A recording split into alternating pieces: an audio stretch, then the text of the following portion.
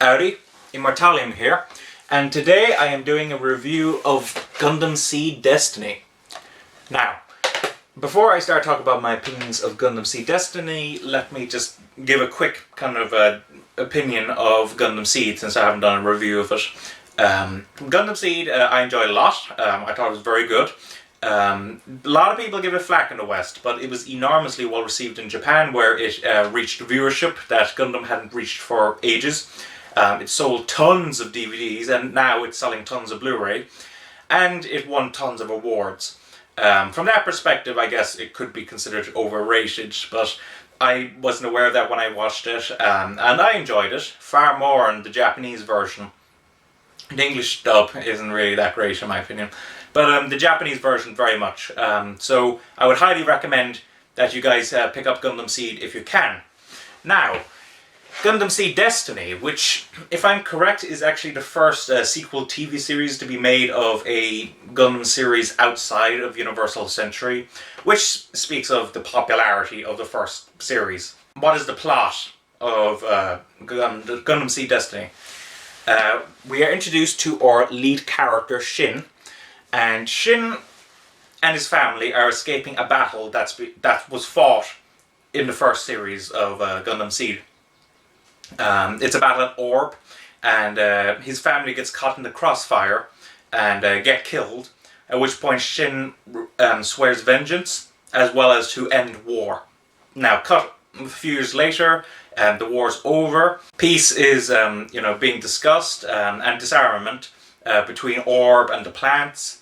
And but this mysterious group, break into the plant and steal these experimental but highly technologically advanced Gundams, and proceed to wreak havoc.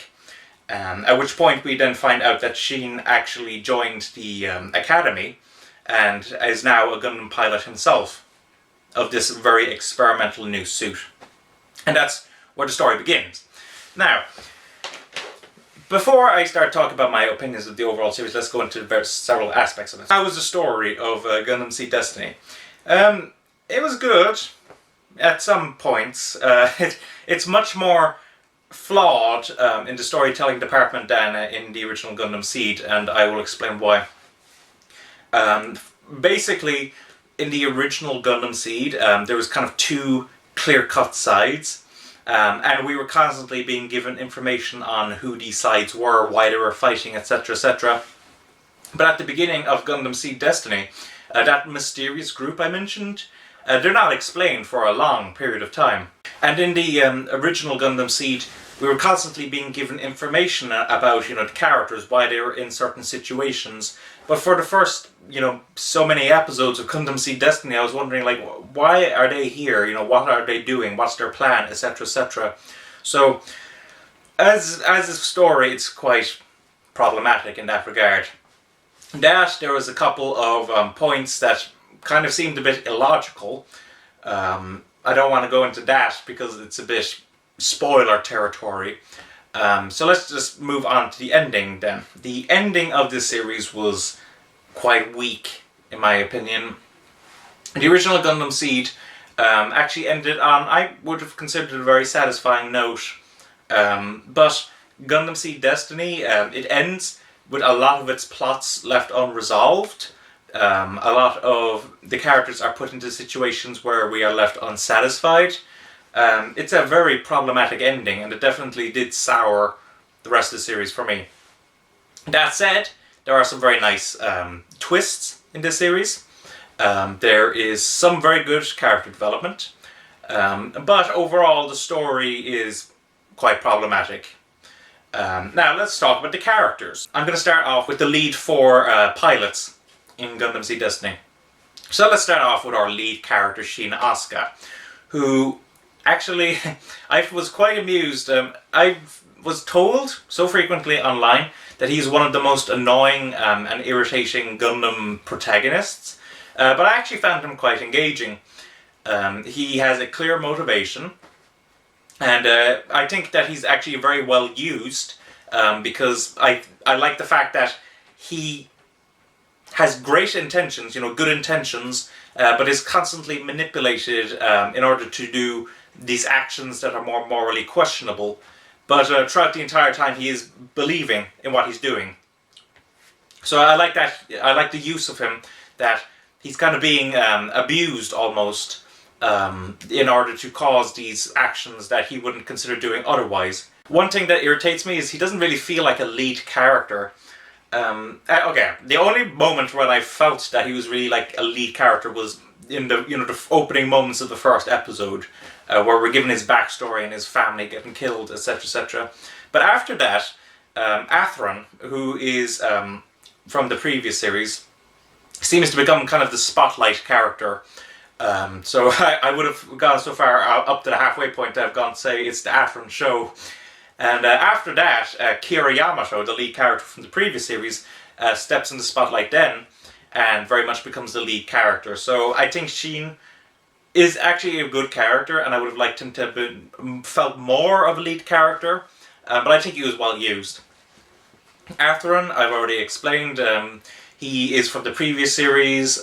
He wants to see an end to war, but he's kind of confused on how to pursue that. He's a lot less aggressive than Sheen, who feels almost antagonistic at points. But Athron is an engaging character, despite what I said that it's pretty much the Athron show. That's kind of fine with me. Ray Zabul is another character. And Ray, we're not really told that much about at the beginning. Not really until the halfway point. He starts to actually take up more screen time. We're given a lot more information about him. And by the end, yeah, he was an interesting character. One of his plot thread, though, was one of the points that the ending didn't really cover. So that is problematic. That's kind of his character development stopped in such a way. But overall, yeah, he was engaging enough. Now, the most annoying character, well, among the most annoying characters in this series, was Luna Maria Hawk. Luna Maria Hawk is she's the only female pilot, of the Minerva, which is the ship that the Gundams are on. And I had high hopes for her because of many of the strong female characters that the previous series had created. Not all the female characters in the previous series were great, but a lot of them were. But Luna Maria Hawk she's one of those girl characters where her opinion is whoever she has a crush on. Now, she's not, throwing herself at her loved one, like many other female characters do in other series, but it is very much that she has no real opinion of her own, which I did find quite disappointing. Now, there's other characters in this, and I want to actually bring to attention a particular character, Gilbert Durandal. And Gilbert Durandal, he's the leader of the plants now, after the events in the previous series. And I found him a really engaging character. He's a politician, but he really feels like a politician. He's doing all these kind of dirty, underhanded stuff, but he's always like doing it for a good reason. He's very manipulative, but you can also kind of understand where he's coming from.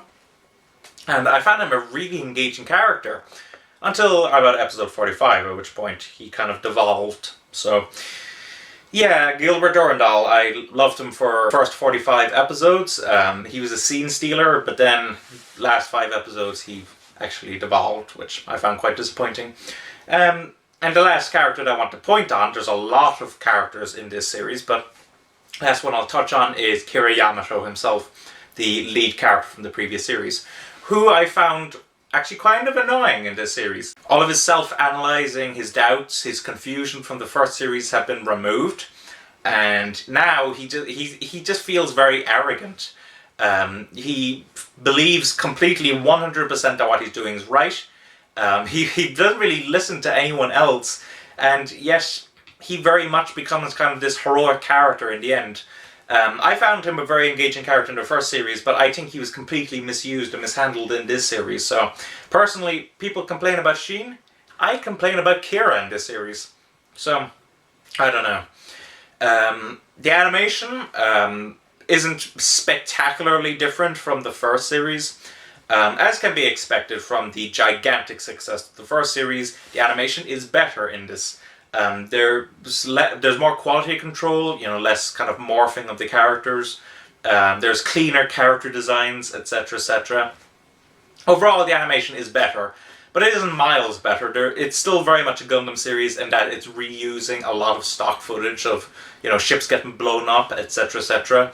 And there's also the really annoying recap episodes, which usually I would count as, you know, being there to save money because of the lower budgets. But Gundam Seed Destiny definitely had a big budget, so I guess it's just that they didn't want to set a precedent for a Gundam series with no recap episodes. I don't know. But overall, the animation was very positive. That was definitely a good thing. The music, the soundtrack. Oh, I loved the soundtrack in Gundam Seed, and I actually think I might like the soundtrack even better in Gundam Seed Destiny, except for one little piece. And that is the awkward moments of romance pieces. Piece, actually, I should say. There's only one piece. There's this music. I don't even know how to hum it, and I don't really want to in case of copyright. But there is this one piece where, you know, the girl characters are flirting with, you know, whoever they're interested in, and you know, it's played kind of comedically and awkwardly, and the music was quite cliched and grating. So I found that piece very annoying whenever it popped up. But the rest of the soundtrack is completely epic. The openings are epic, with possibly the exception of number 4, which wasn't bad, it just didn't feel very Gundam. The endings are epic, and there's some, you know, brilliant kind of battle music, you know, kind of dramatic music, etc., etc. So I'm very much giving the composer a thumbs up, except for that one track. So the voice acting, I watched this in Japanese, and it is uniformly excellent. Even, you know, the irritating characters, they are played well, it's just that I don't like the characters. So, but that's to be expected, you know, they got as many of the best actors they could for this, because it's Gundam and it's a sequel to the biggest Gundam hit in years. So, of course they're going to get great voice actors and actresses. So, yeah, very much a thumbs up for them. I was very pleased. I didn't watch this in English. I don't want to watch it in English after the English dub in Gundam Seed. So I can't comment on that.